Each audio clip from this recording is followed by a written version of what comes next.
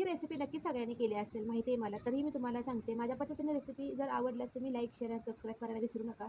आपण 3 ते 4 वांगी घेतलेले आहेत. त्याचे वांग्याचे काटे काढून घ्यायचे आणि त्या अशा बारीक फोडी करून घ्यायचे. त्यानंतर आपल्याला पाण्यामध्ये टाकायचे. त्यामध्ये मीठ टाकायचे म्हणजे वांगी काळी पडत नाहीत. नंतर एका कढईमध्ये तेल टाकायचं आहे. त्यामध्ये जिरे, मोहरी, कढीपत्ता टाकून घ्यायचं आहे. त्यानंतर खोबरं, लसूण, अद्रकची बारीक केलेलं वाटण आपल्याला टाकायचं. ते चांगलं भाजून झाले की त्यामध्ये हळद टाकायची. ते मिक्स करून झाल्यानंतर आपल्याला म्हणजे थोडंसं पाणी ॲड करायचं आहे. पाणी उकळलं की चिरलेल्या वांग्याच्या फोडी स्वच्छ धुवून आपल्याला त्यामध्ये टाकून घ्यायच्या आहे. त्यानंतर ते मिक्स करायचं आहे. त्यानंतर आपलं बारीक जाडसर खूप जाडसर शेंगदाण्याचं वाटण टाकायचं आहे. ते चांगलं मिक्स करून झाले की चवीनुसार मीठ टाकायचं आहे. त्यानंतर 10 ते 15 मिनिटात आपली ही वांगी शिजून तयार होतात. नक्की तुम्हाला आवडल्यास माझ्या चॅनल लाईक, शेअर आणि सबस्क्राईब करा. तुम्ही वांगी कशासोबत खाता? भाकरी, धपाटे की